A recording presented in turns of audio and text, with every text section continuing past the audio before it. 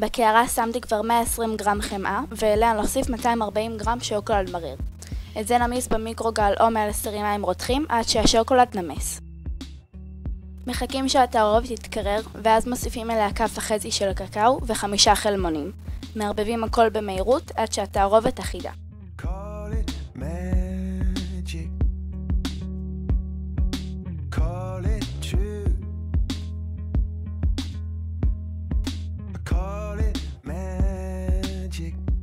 מניחים את התערובת בצד ובינתיים עוברים לקצף. בקערת מיקסר אנחנו שמים 5 חלבונים, 70 גרם סוכר ומעט מלח, ומקציפים לקצף יציב וגמיש.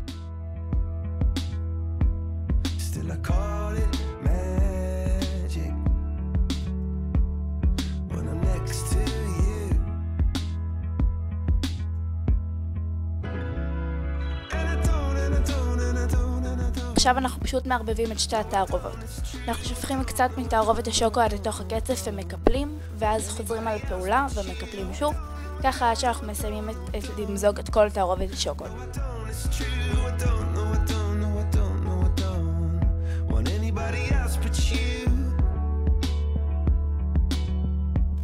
אנחנו לוקחים עכשיו תבנית עגולה בקוטר של 26 סנטימטרים ומשמנים אותה.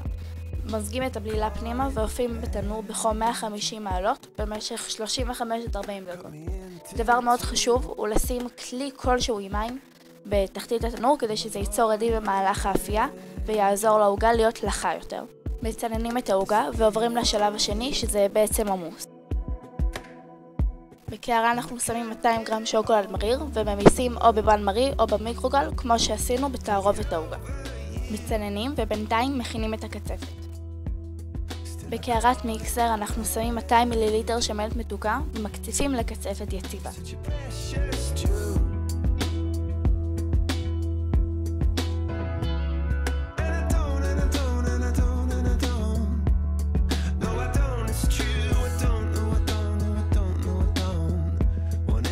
ועכשיו אנחנו חוזרים לתערובת השוקולד המצוננת כמובן, ומוסיפים 4 ביצים לתערובת עד שהן נבלעות בתוכה. עכשיו נוסיף כפית ורבע אמרטו וכפית רום, ונערבב הכל לתערובת אחידה. זה כמובן לא חובה, ואם אתם לא ממש אוהבים לשים בעוגות שלכם או באוכל אלכוהול, אז זה לא חייבים, אז זה מאוד מאוד מוסיף טעם וזה מומלץ. עכשיו אנחנו עושים בדיוק מה שעשינו בבסיס, אנחנו שופכים קצת מתערובת השוקולד לתוך הקצפת ומערבבים וחוזרים על פעולה עד שבעצם אנחנו מסיימים את תערובת השוקולד.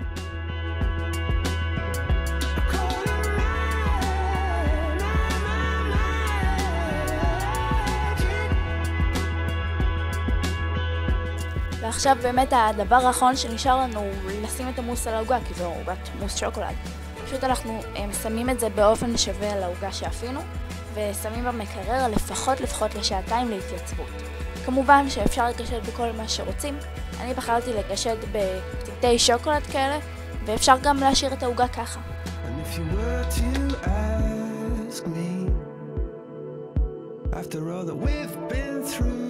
תודה רבה שצפיתם. אם אהבתם תעשו לי סאבסקרייב ותתעדכנו בכל מה שחדש בערוץ. ניפגש בסרטון הבא.